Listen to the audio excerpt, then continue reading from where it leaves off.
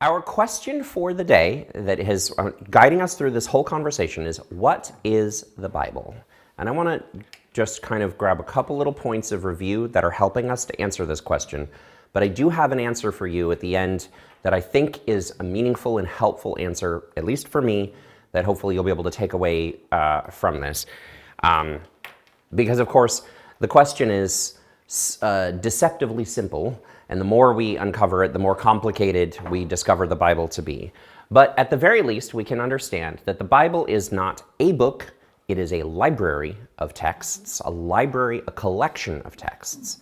That those texts were written over a long period of time, over 1,000 years, and by many different writers and people.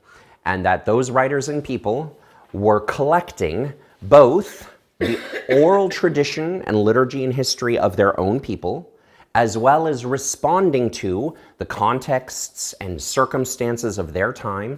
They were sometimes borrowing or incorporating things from their neighbors, sometimes challenging or rejecting or arguing against aspects of their neighbors there. They were sometimes critiquing the past, and sometimes they were arguing for the present and the future of their time. So the texts that make up our scripture, therefore, have many different voices of authors contained within them that have been gradually synthesized over the centuries.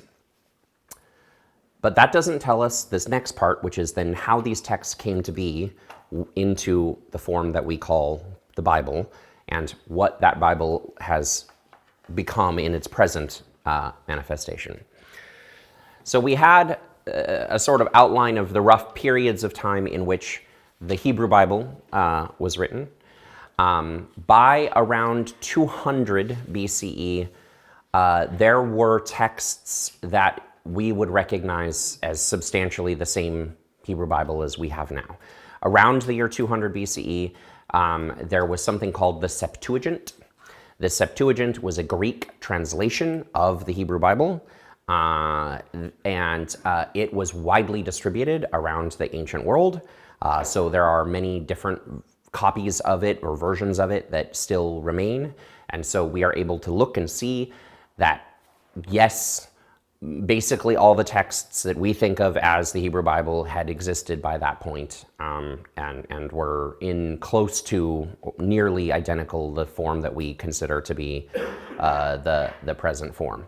That does not mean that that was the end of writing of all Hebrew texts, nor does that mean that that was the end of the development even of the Hebrew Bible and how it came in our text, but it means that essentially the words were on the page in roughly the same order that we now have them, and then it came down to refining and figuring out how to interpret those words and to translate those words over the time period. I'm going to stick with the Hebrew Bible for now in time, and then we'll go back and we'll talk about the Greek New Testament a little bit.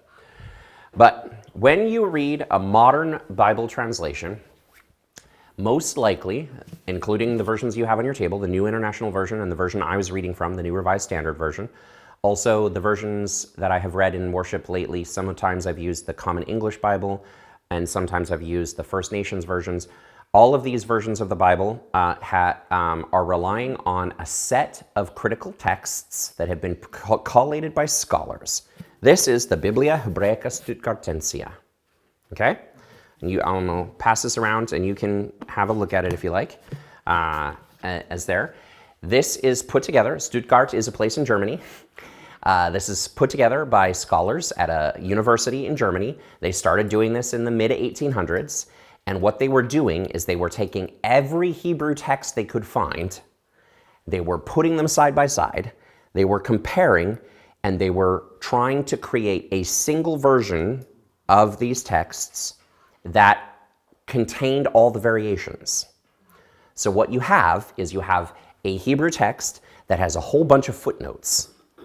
And in the footnotes down below, it says things like, on Papyrus 73, this says that instead of that. It swaps one word out, or it changes the vowel to a different vowel, or something like that. And it has notes. So you can compare all of the existing, for that time, and every few years they update it, Hebrew texts that there are collated into one critical version that is trying to say, here's every single difference we know about in these texts, so that scholars can study it.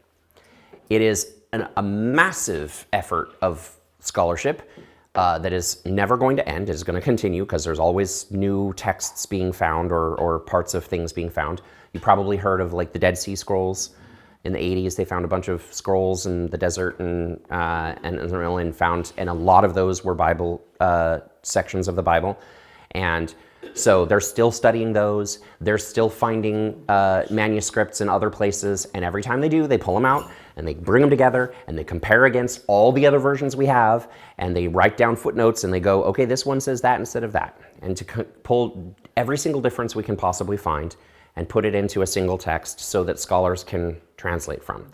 Modern translations, like the New International Version and the NRSV, use this, the Biblia Hebraica, to write their Old Testament. So you take the Biblia Hebraica and you write the Old Testament, you translate it from Hebrew into English, or whatever language you're translating it into. This is different than some other older translations. And I'm not going to try and get into details about every single translation and which translation is the best or anything like that, but to understand that a modern critical or academic translation is trying to use the scholarly texts. Versions like the King James Bible is a kind of game of telephone, which is to say the King James Version was based on the Latin version, which was common in the 1500s, which was itself a modernized rendition of the Vulgate, which was a Latin version from the 400s there. And the Vulgate was based on the Old Testament was based on the Septuagint, which is the Greek version of the Old Testament, and the New Testament version that they grabbed was the Koine Greek. So what you have is a translation, the King James Version, is a translation that has some unknown old texts in Hebrew, because we don't know what those texts were, that were then translated into Greek, became the Septuagint.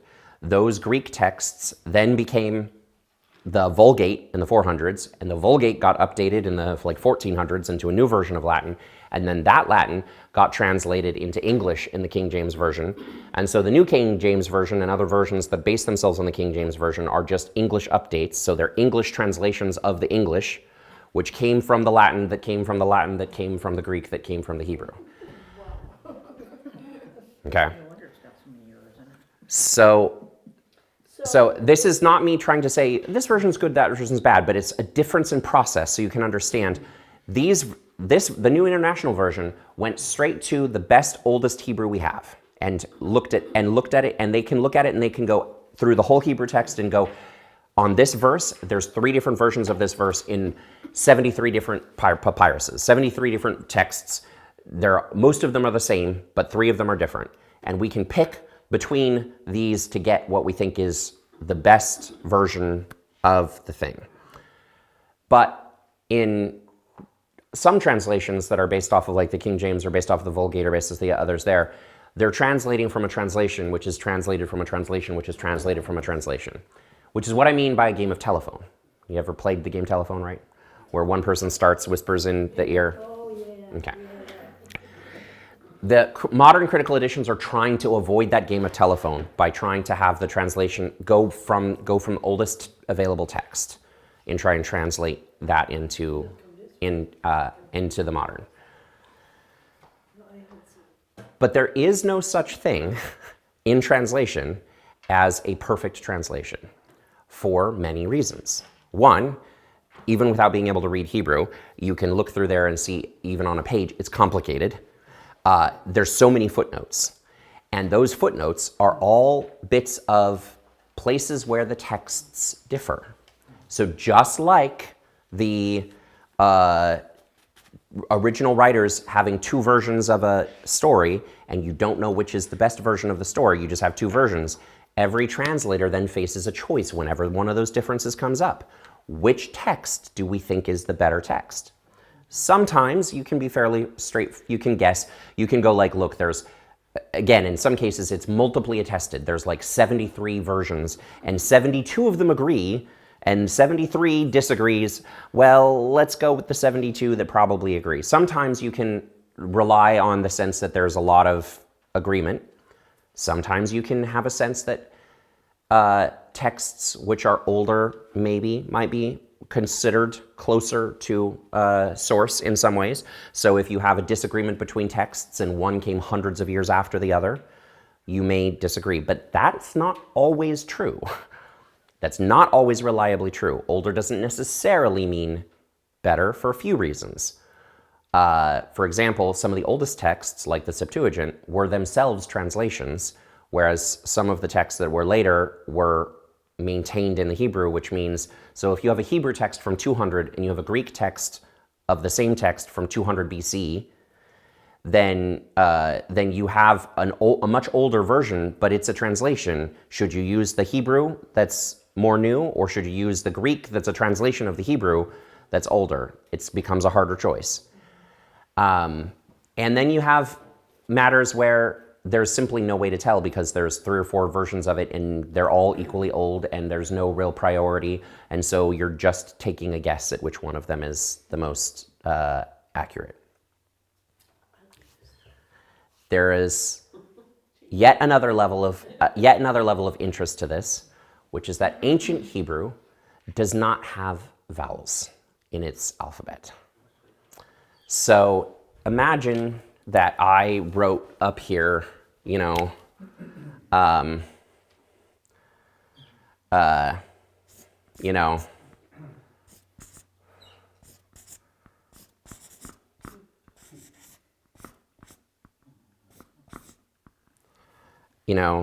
something like that, and then asked you to figure out what it was. And I bet you can take a pretty good guess, right? Right, you can probably take a pretty good guess at what's in there. But there's probably a lot of phrases we could write in English that without the vowels in them, you could potentially write multiple different phrases with those words. Well, of course, it's happiest. Yeah, right, exactly. So there's tricks there. Ancient Hebrew doesn't have vowels, and because of that, we don't always know what the words are. We know probably what the words are, but we are at times guessing which vowel goes in this word here in order to make the word that we think it is. And the reason why this was the case is that, again, this was an oral culture. Hebrew was written down often as a kind of shorthand, and there's no difference between.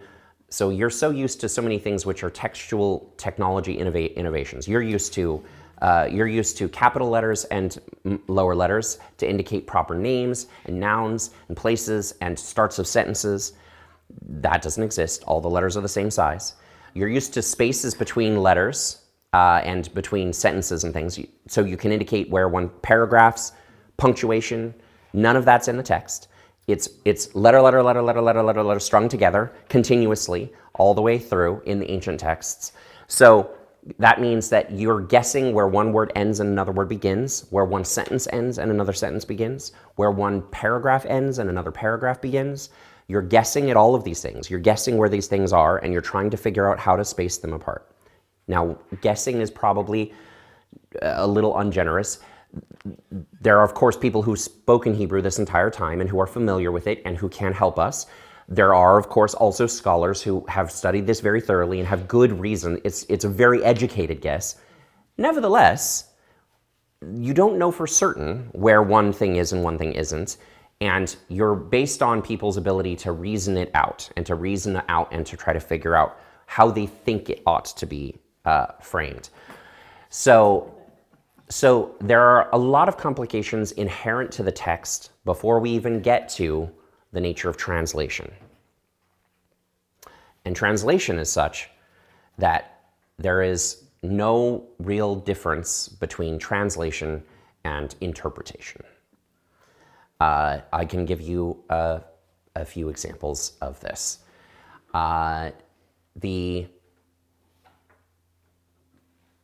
When we translate from one language, does anyone here who's multilingual, bilingual at all? Is there a couple? Good, all right. For those of you who are bilingual, you don't need this really explained. You understand that some words exist in one language, don't exist in another language. Ways of saying things and phrases which are natural in one language don't really work in the other language. And so you have to do your best to approximate it. You get as close as you can. But when you are trying to get as close as you can, you have to make choices. The choices that the translators are making are often defined as either being phrase by phrase, word by word, or some people will call it a direct literal translation versus a meaning and sense translation. So these are different strategies for translation.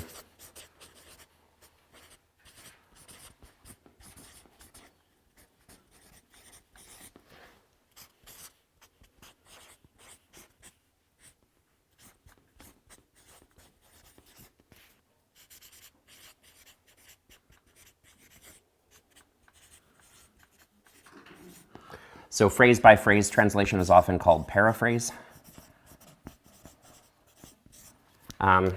translation. So word by word translation is kind of what it sounds like. You literally go through the text and go this word and the closest approximation word I can think of in the other language I come to. That itself doesn't solve your problem because there aren't always exact words that match. But you come up with the closest ones you can. This can also mislead you because words often carry different connotations in different languages. Even if the meaning in a dictionary sense is kind of the same, the connotation might not be the same, and you therefore might convey meaning you don't intend to when you're translating from one language to another in a word-by-word way. Furthermore, this runs into grammar problems because in Hebrew, for example, the subject is at a different place in the sentence than in English.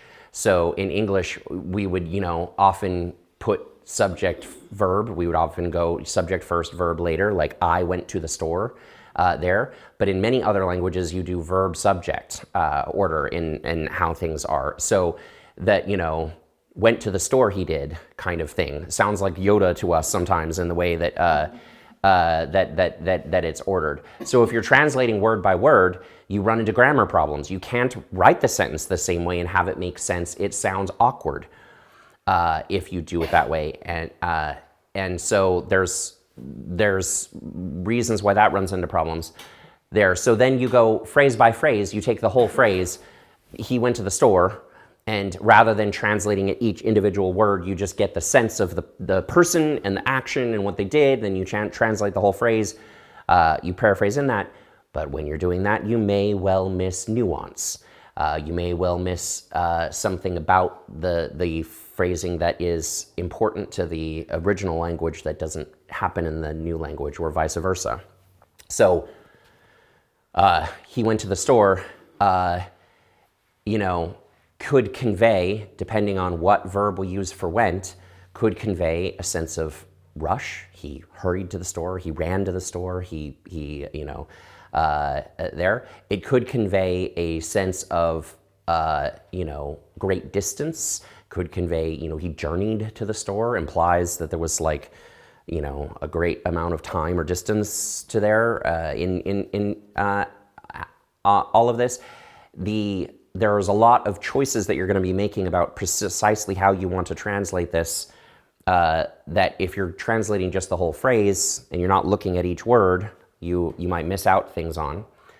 Direct literal translations try to get as close to the meaning as possible with direct literal translation, but that misses out the fact that we often use languages in ways that are not literal, in ways that is quite figurative. This is the problem I mentioned with the joke at the beginning about the difference between butt dial and booty call.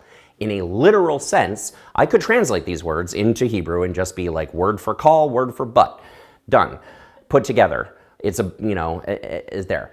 But I've missed the sense of this, and there's lots and lots of phrases that a direct literal translation just makes nonsense out of. For example, how do I translate to someone in another language the sentiment that doing something is a piece of cake? What do I mean when I say to do something is a piece of cake? It's a piece of cake. I can do that. It's easy. Right. But if I translate that into Hebrew, he did a piece of cake.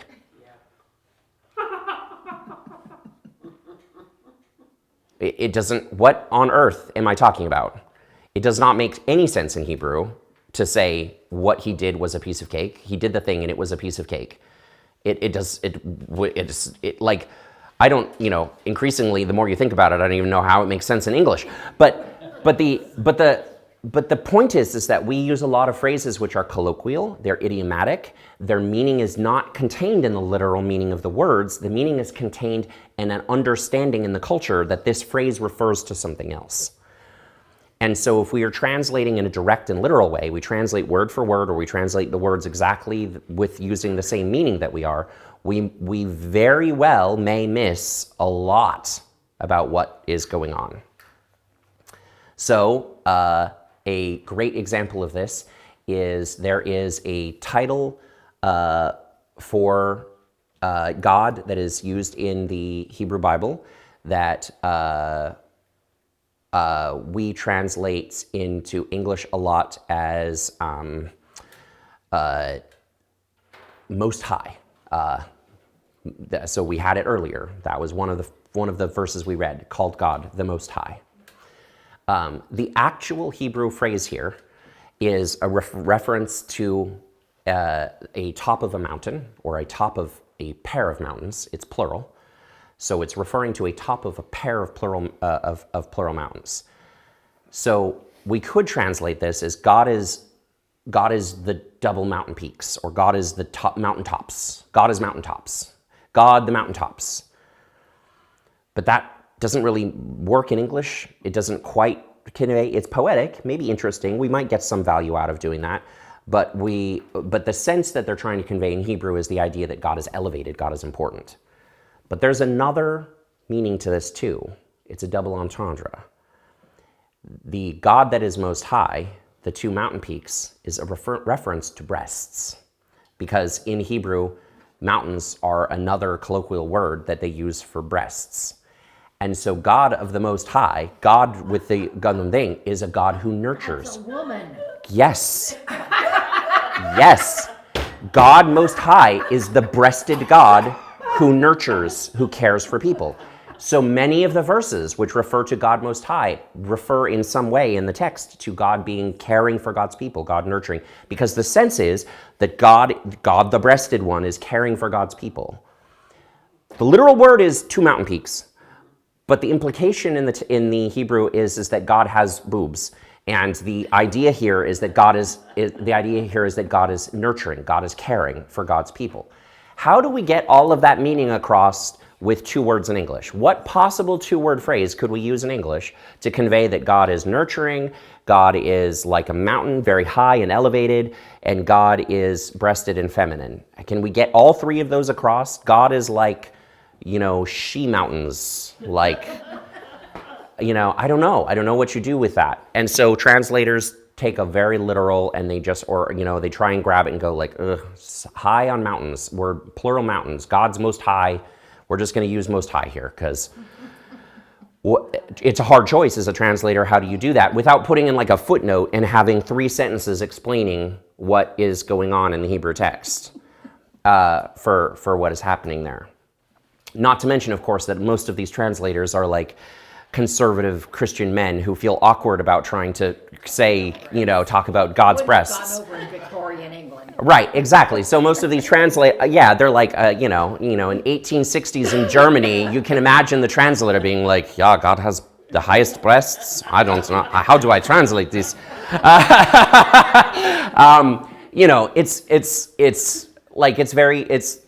It creates all sorts of challenges in the translation. But they do lose the caring part. They do. You're right. Saying Most High, you lose something, don't you? You lose something by saying that. Yeah. And any choice you make, you're making trade-offs in how you're going to do those things. So there's no single translation of the Bible that is the ultimate translation. You are always making trade-offs. You are always interpreting. You are always making hard choices. And sometimes those hard choices are guided by the ideology, the theology of the translators that either elevate certain things as more important or put other things as less important and obscure certain aspects of what's in the text. And we're always dealing with this, which is part of why I have, over the last several years, chosen to use different translations as there, because I'm not going to bother. I mean, I don't even have good enough Hebrew to be able to fully use the Hebrew text, and I'm certainly not going to be able to get all of us able to learn and understand the Hebrew text there. So the best we can do is try to use different English translations to try to get a sense of the fact that we're at least compensating. We're not just getting one perspective, we're getting multiple different ways of interpreting the text. Look, even a modern Hebrew speaker might not be able to get it. Exactly. Yeah, absolutely. Have you ever read like slang from, the 20s in America? Try and read Chaucer, or have you ever been at a Shakespeare play, sitting there listening and going like, I'm not sure I understood what they were just saying. They talked for a fast and I got the main points, but I clearly missed some parts in there. Yeah. So the best way to do that is get 4 translations in one book. I do have that. Yeah, you can get books that have multiple translations side by side. You can do things.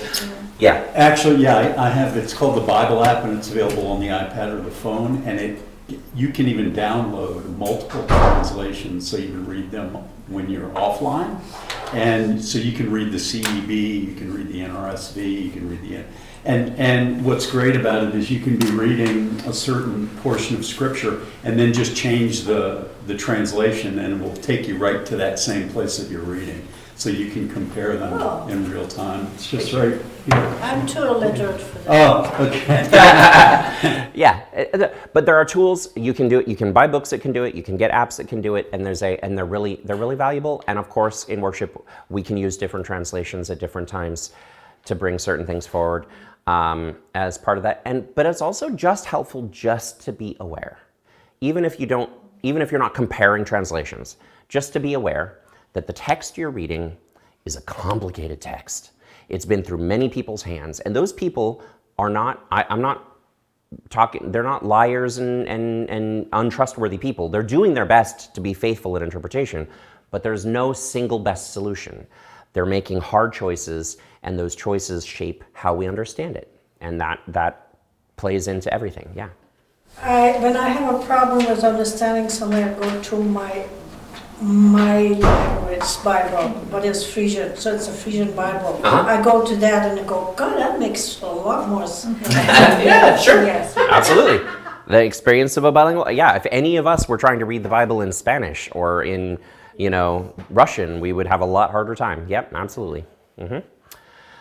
So that's a word about translation and how that has come down through the centuries. We have, what I don't want to give you the sense of is I don't want to give you the sense that just throw it out, it's unreliable, there's no historical veracity to this text.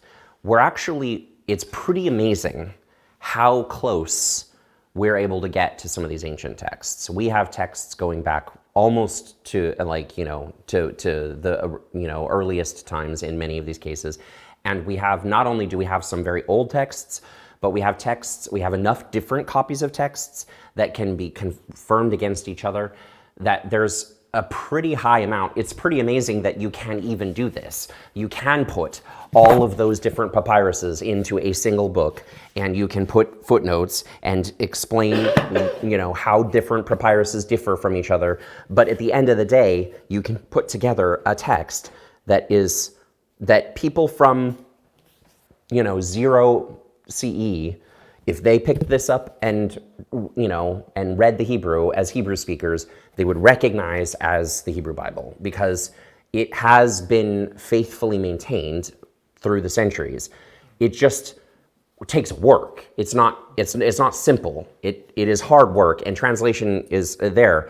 But amazingly, we actually do have a lot of these texts. Okay, so do we have anything like that in English? That's German and Hebrew, but do you have something in English and Hebrew?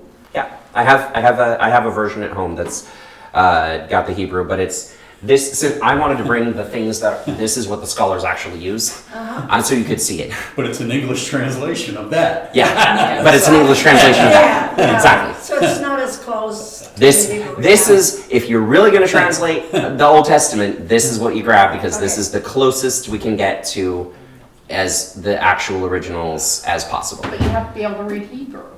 Yeah. Or get something. Correct. And there's a reason why in the Presbyterian Church that every minister is expected to learn Hebrew and Greek as part of becoming a minister.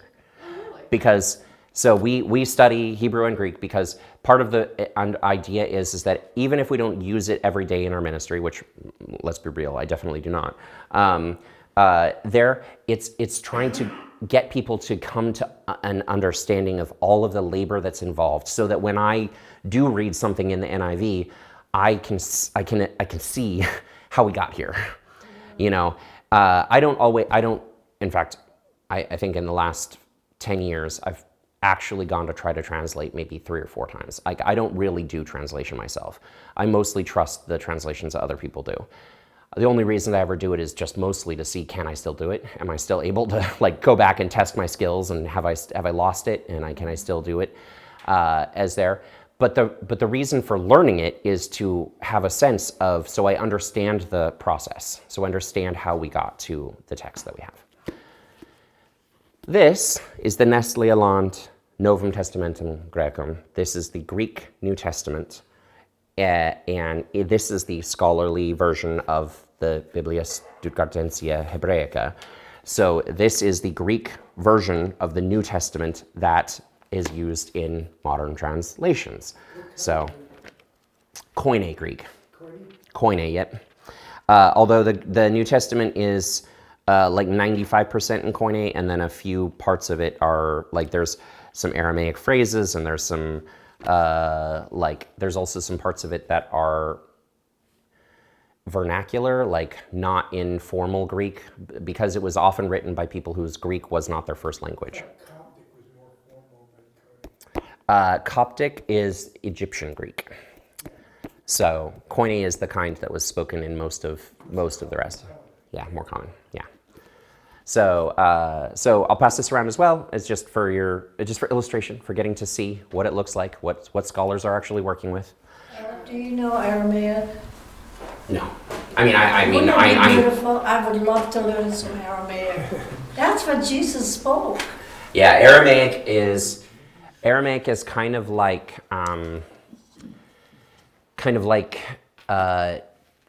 Quebecois French or Cajun. It's a Creole language that is a mixture of Hebrew and other languages in the time period that Jesus was around. So it's a dialect of the period there. People who spoke Aramaic could probably understand Hebrew and vice versa, although they might have very different pronunciations and very different, they might... The Lord's Prayer in Aramaic. At least they separate their words. Yeah. I thought Aramaic started from Persia. Aramaic is a dialect of Palestine. It's a dialect. My understanding is it's a dialect of Hebrew mixed with other. It's like a Creole language, a mix of a few different things. Yeah. I'm just thinking of interpreting and translating. You're always supposed to, if you're doing it professionally, go into your native. Mm-hmm. So you were just saying, like, this person probably didn't speak Greek. Didn't you say that? So many of the people who wrote the New Testament, we haven't talked a lot about the New Testament yet, but many of the people who wrote the New Testament, were Hebrew speakers first. Okay. But Then were they the translating link to English? Or well, they wrote in Greek, but Greek wasn't their first language. See, so then So imagine you have someone whose first language is Spanish, but they speak English, and they speak it very fluently. They're now writing in English, but you can tell that their English is not quite, they're still relying on Spanish, root structures, like the way they write feels Spanish, even if they're writing in English. With all these translations from all these random languages, you're just not going to be as good unless you're going into your native. Yep. I don't believe so. Yeah, I mean you've got to every single step of the way. There's layers of complication. Every single every bit of language that we are stepped removed makes it harder. Yep. More iffy and believable. Yeah. So my understanding, particularly the Paul's letters, they were written by, they were, I can't think of the word, it's in here. In amanuensis? But a scribe wrote it from their dictation. Yes. And so a lot of these didn't necessarily even, were literate, but if they're writing, what I'm saying is the translation was the scribe. And often scribes were slaves. I believe the one that did a couple of Paul's letters were slaves that actually were assigned to him by the Romans. Yeah. So we haven't talked a lot about the New Testament, and we're not going to talk a lot about the New Testament today, but I can say this briefly about the New Testament. The New Testament is in some ways different from the Old, well, it's in many ways different from the Old Testament. The Hebrew Bible, developed over, 1,000 years and developed like pulling together all these oral traditions. The New Testament developed in about 250 years, so a much shorter time frame, still a long time. 250 years ago, what were your ancestors doing? Fighting a war. Yeah, yeah. Some of us might remember little bits, but a lot of us probably don't remember. So still realize it's still a long time, but it's less time as there. And in many cases, the people who were writing the things down were closer to the people who originated the narrative, which is not to imply that it's more reliable. It's just a difference in other words, in the Old Testament, we are dealing with people who their culture was predominantly oral. The stories were oral, and the writing down was an afterthought. The writing down was like, oh, well, I guess we should preserve this. This is an important story. We should probably put that down as there. Whereas in the New Testament, a lot of times the people were sitting down to write. That was their intention. So we have a lot of like letters, epistles, and things that the intention was to write it down. And although they were using an oral tradition, such as like the sayings of Jesus, it wasn't like they were starting going, well, we need to write this down to preserve it. It's like they sat down to write a letter, and in the letter they referenced a bunch of known stories and pieces that were floating about in the oral tradition. It's a little bit different in how it was approached. Furthermore, as Paul says, there's a tradition of scribes, of people, writing down. So Paul likely dictated his letters aloud and had an amanuensis, a scribe, write them down for him as there. That scribe varied, and you have another interesting level of interpretation where we're like, did the scribe write down word for word exactly what Paul said? Did the scribe's voice ever enter into the writing and transmission? Consider yourself. If you were taking dictation, if you were a secretary for a boss, if you were working, or if your partner or spouse at home was wanting to write a letter and asked you to take dictation, we don't really do this very much in the modern era, but if you were, might you not sometimes rephrase, if they stumbled a little bit? I just stumbled in my sentence right now. Would you write it down with my halting, stumbling voice, or would you attempt to rephrase it into a nice, smooth, complete sentence? Would you give me better grammar than I actually have when writing it down? If we read a transcription of a speech from a politician, even if the politician in delivering the speech was reading from a teleprompter or something, they very likely delivered it in a more natural manner, in a less rigid manner than it was written on the page. They probably had run-on sentences and fragments and interjections that weren't in the text. But then when it gets transcribed, does the transcription include all of that or write it down fully, faithfully? Or does the transcription hew closer to the original, the teleprompter, and make it seem like the person was speaking in proper grammar the entire time? So, Of course we don't. Our phones do it for us. So when you start typing in something and the phone puts down. yeah, that's right. Yeah, that's right. You speak into it and the AI and the algorithm interprets it for you.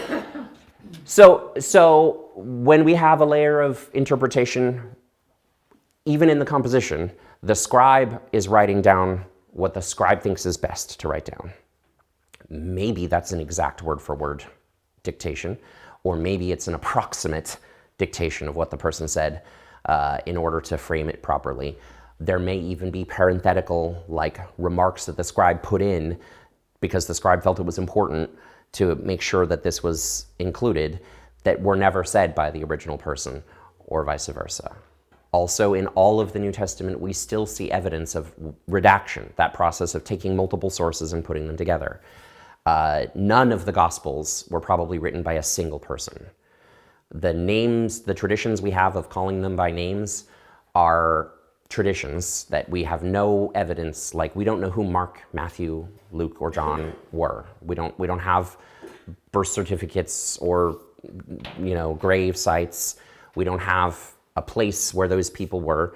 We have traditions about them, but the traditions, the earliest evidence we have of the traditions is fairly long, like almost 100 years after they were written. So do you have traditions in your family about things that were 100 years ago? And are you sure those traditions are exactly as they actually happened or there? I have my great uncle wrestled a grizzly bear. Uncle Ed, he wrestled a grizzly bear sometime in the 40s or 50s is there, and so not even 100 years ago. And I'm not 100% sure that everything I know about the story of him wrestling the grizzly bear is exactly as it happened. So that's, and again, this is not to impute dishonesty to any of the parties. It's part of the way human storytelling and human culture works. There's a process of transmission, and this process of transmission involves necessarily differing versions and interpretations, and we've done the best to pull these versions together, but nevertheless, we've pulled versions together and arrived at what we have as the current version of these things. So you mean they didn't copyright it and live off the residuals? They didn't copyright it and live off the residuals. There was no such thing. And then the texts were then debated about their inclusion in canon and their inclusion in scripture. So the church then, just because these things were written didn't mean they automatically came together to become the Bible. The Bible that we have is actually the church's interpretation of or selection of texts that we think are divinely inspired, holy. That's why not everything is in there. And so there are other texts that are not included, and there are more than one version of this Bible. Not just translations. I'm not talking about translation now. I'm talking about canon. Canon is which texts are included. So we are Protestants here, for the most part. Some of us have Catholic backgrounds, but here we're in a Protestant church at the moment.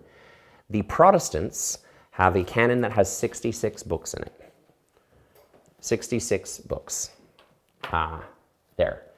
Those 66 books are the ones that the rabbis of the Masoretic period, I know I'm throwing another vocabulary word at you, but around the year 1000 AD, in the Common Era, around the year 1000 CE, there were some Hebrew scholars, rabbis, who got together and they kind of officially decided what was the Hebrew canon, what was the canon of their Hebrew Bible, the Tanakh, it's called. Torah, prophet, and writings. The Masoretic canon, or Hebrew canon, is what Protestants eventually decided should be our Old Testament. There were other Christians that had other books in Hebrew that they thought also belonged in the Bible that were not in the Hebrew canon, but that Christians thought nevertheless were valuable and relevant. Isn't that true, the Eastern Orthodox Church? Eastern Orthodox and Catholics and some others have some books. Yes, that there. In Protestant Bibles, that section of texts is, if it exists, is called the Apocrypha. You may have heard of it. Apocrypha means hidden texts in Greek. So it's just a fancy word for texts that are not really authoritative, sort of, kind of. It's a nice story. Yeah. So those texts are, some of them are Hebrew, some of them are Greek texts there. And they're texts that Protestants regard as not officially Bible, but Bible adjacent. But Catholics and Eastern Orthodox people often consider those people to be part of the canon, or consider some of those texts to be part of the canon.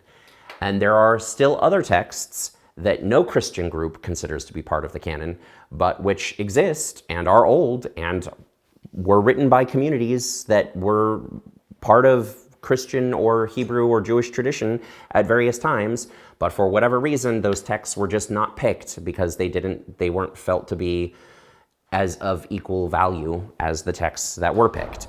So you probably have heard every now and then a sensational news story will come about something like the Gospel of Thomas or the Gospel of Mary Magdalene or the Gospel of Judas or the Gospel of some other person that's put on there. There are, of course, reasons why people did not select to include them. Some of these texts were written much later, or they have dubious authorship. We don't know exactly where they came from, what community they were from, and things like that. So I'm not implying that there's hidden texts that should be in the Bible necessarily, or that I even agree or disagree with how the canon was formed. But the point is just to know that what we have here is a selection of texts that the church at various times argued over and still doesn't have agreement over about exactly which texts belong in this book. We have some broad agreement among some Protestants that these 66 books are probably good ones. Eric, do you think that in compilation of the deserving books and the undeserving books, there could have been material in some of the rejected writings that didn't conform to what the church wanted to Absolutely. bring at that time? Absolutely. Yeah, there's clear theological reasons why some texts were included and some texts weren't. And I'll also say there's clear theological reasons, some of which I agree with, and some of which I'm not sure if that was right or wrong, but it was the case. So, for example, the Gospel of Judas, I believe it is, portrays Jesus as not human at all, as like a fully divine entity that like hovers above the ground and never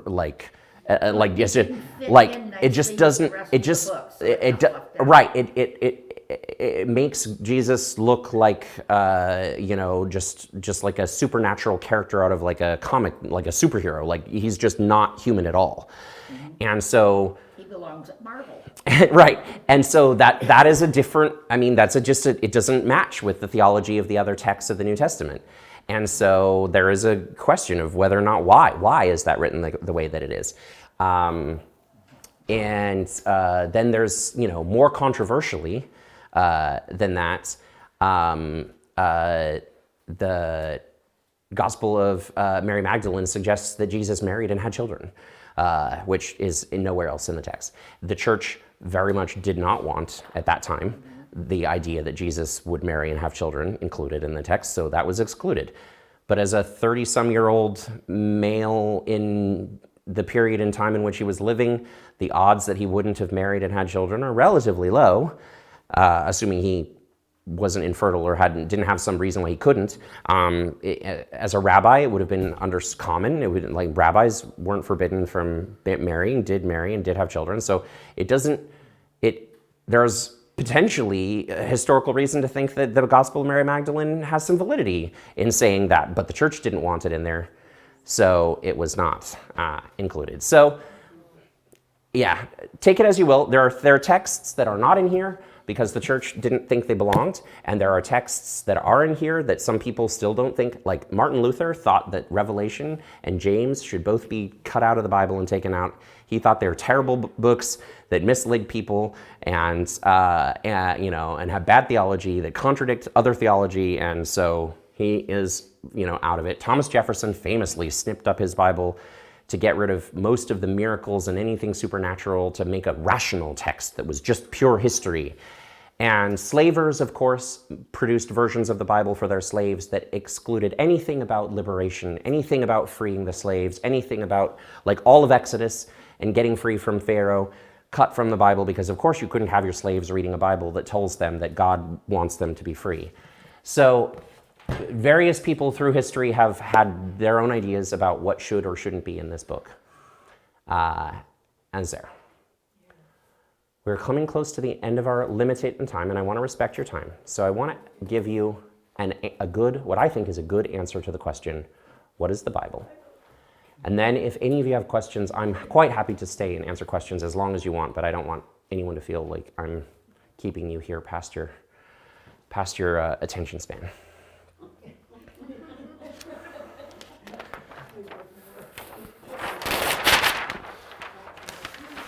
So,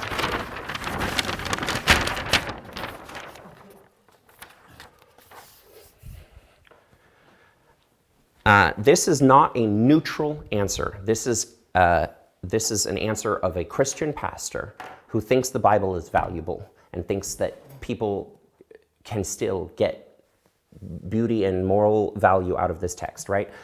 If you wanted a neutral answer, I guess you shouldn't come to a church to get that there. But this is my answer to what is the Bible and how we might understand this. So the Bible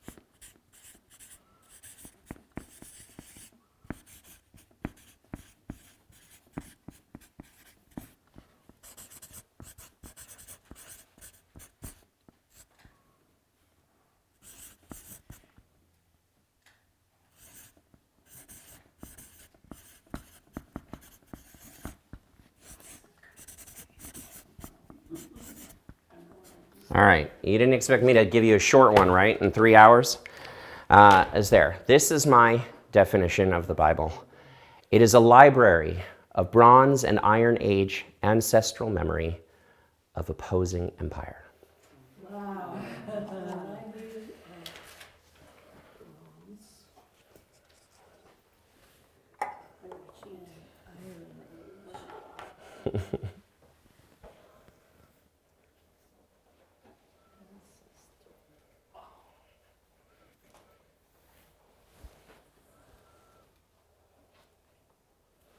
Empire or empires?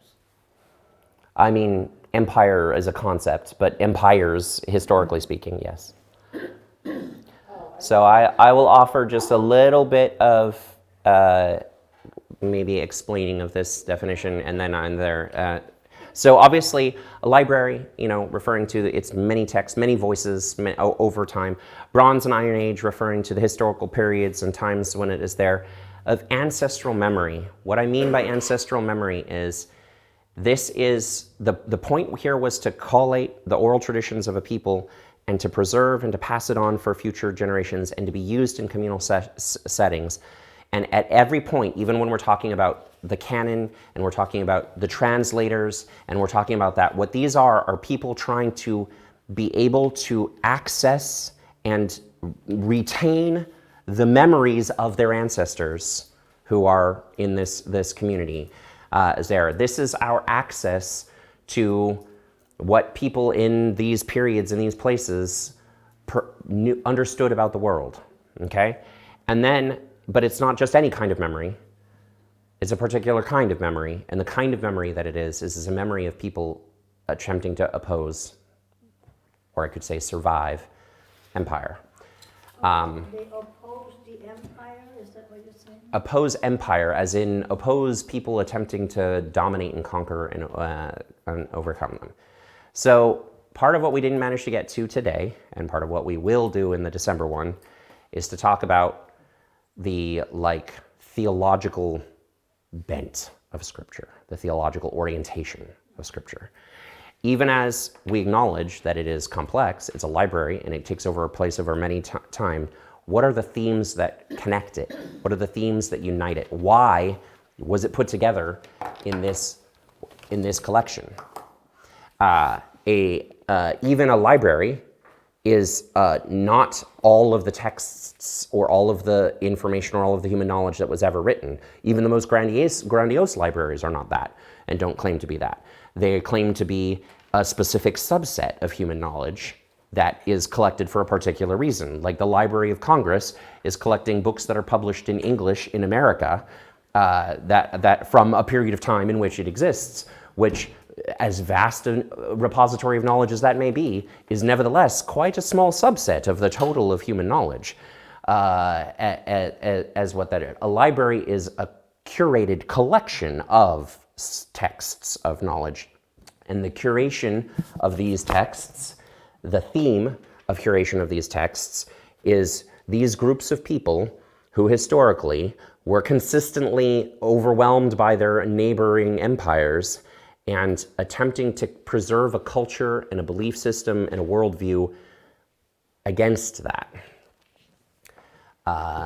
We can talk about how and why I come to that particular conclusion in December. We're going to talk about the theology of Scripture and what Scripture believes, which is maybe simplistic, but today I wanted to talk about how we got a Bible and what made the physical Bible the Bible.